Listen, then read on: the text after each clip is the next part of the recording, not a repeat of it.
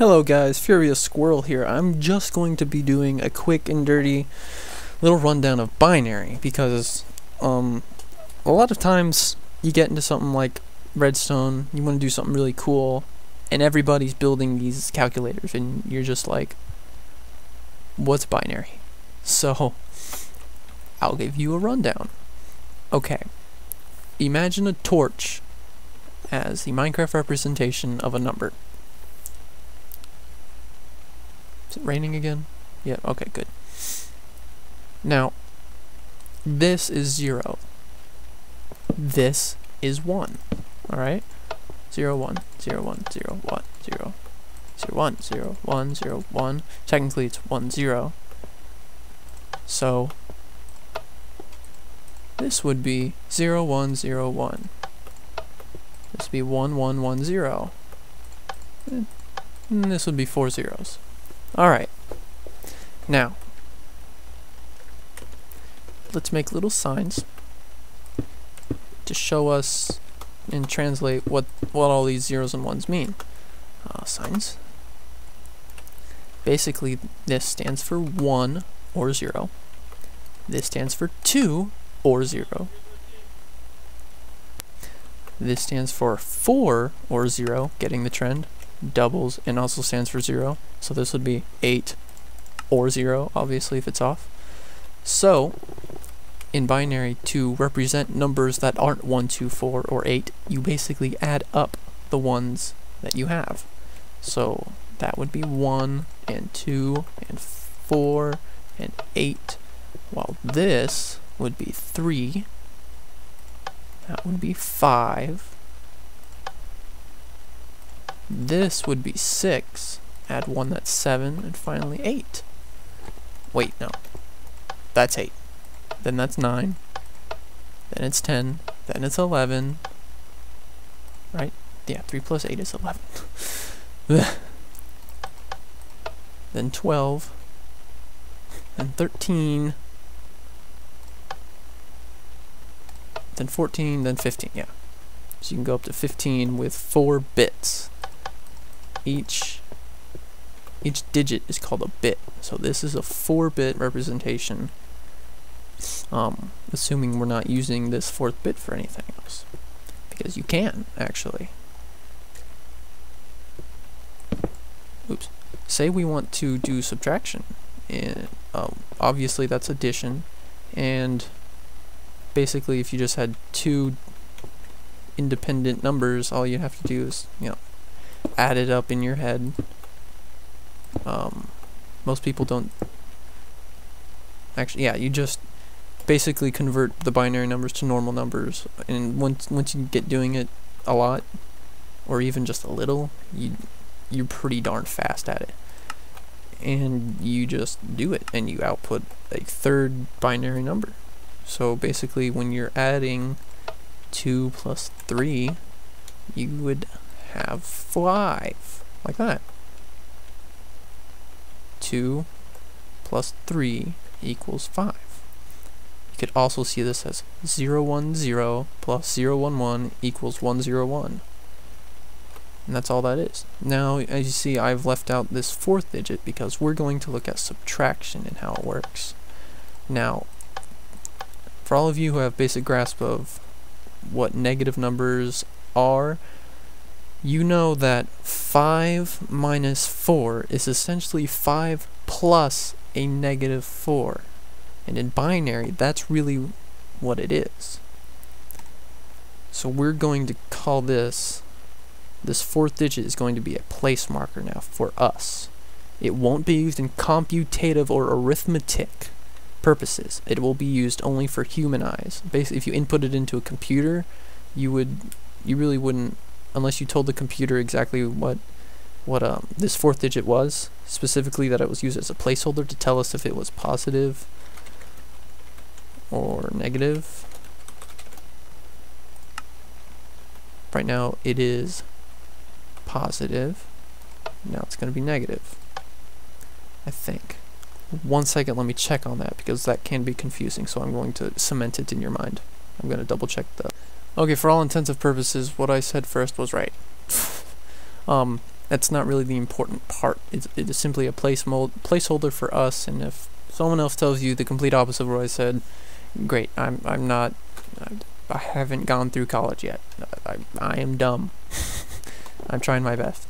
So that would be positive 2, and if we wanted a negative 2, not only would we turn that... Oh wait, no. Actually, I'm lying to you. I think I'm lying to you. Am I? Am I lying to you? I might be lying to you. Alright, let's stay within 3-bit for a second. Disregard the placeholder. I'll flip it on and off. I don't care. I think it's another method. I think using this to represent negative 2 is a completely different method, and we actually can't use it really well, because we can't use this as computation, and this is just 2. So what we do, we're just going to be in 3-bit, is we use something called the 2's complement, and it's a method of subtracting called complementation. Basically, what the 2's complement is you look at the binary number 0, 1, 0, and you flip it. You make all the 0s 1s and the 1s 0s. And then you add 1. See, if you added 1, you would... Yeah.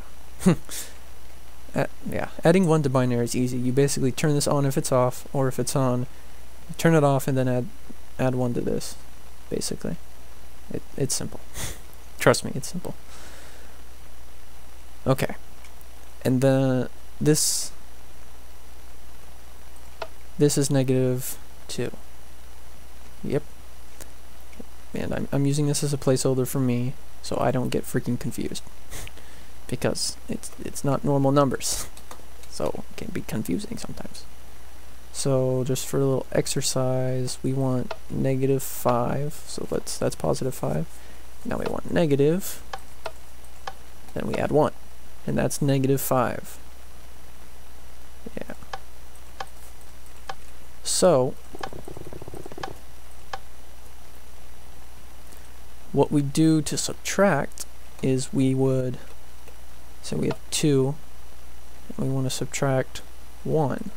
First we invert this, or our B input, say this is our A and that's our B, and we're inputting them into a centralized logic area of subtraction. Before we would put the B's through, we would have to use its 2's complement. This is negative 1. I'll use that just for my sake. So basically, now we would add them together, and we would get 1, because 2 minus 1 is 1. Now, maybe thinking I'm absolutely crazy that plus that equals 1, but it actually does really work out when you add it in the logic gates. Trust me. Because I've built the subtraction logic gate in Minecraft, and you invert the B input before it goes into any gate, and it works. It's crazy. So that way we will actually be able to conceivably also have outputs that are negative. Say we had 1 minus 5. First thing, switch this. So now this is negative 5. We're doing 1 minus 5. Alright. Adding those together. But 1 minus 5, that's a negative number. That's negative 4. So what we do is we add 4, but then let's switch it to a negative. So that's 3. So we're adding 1, and that's negative 4. And that one actually makes sense.